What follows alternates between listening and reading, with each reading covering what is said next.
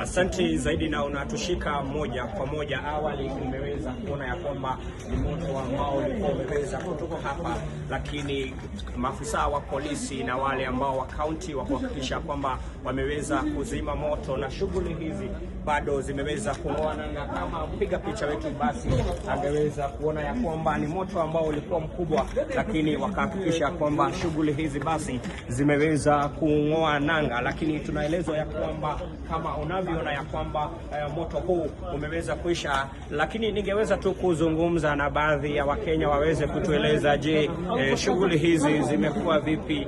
Sijui tuzungumze na wewe utueleze ama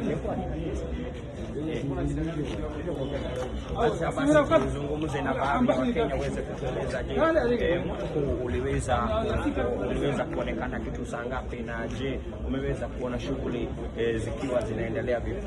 Yes sir.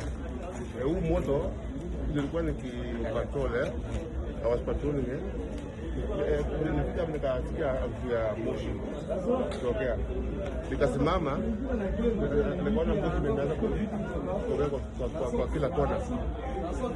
Nilikuwa tu mara moja, nikaambia wenzangu pale kuna moshi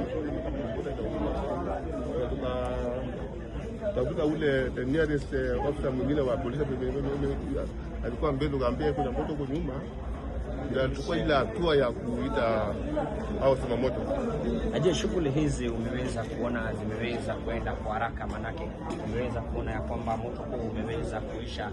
Je, unadhani ya kwamba kaunti imekuwa ikihakikisha kwamba shughuli za moto zikiweza kufanyika, baadhi wanaitika kwa haraka?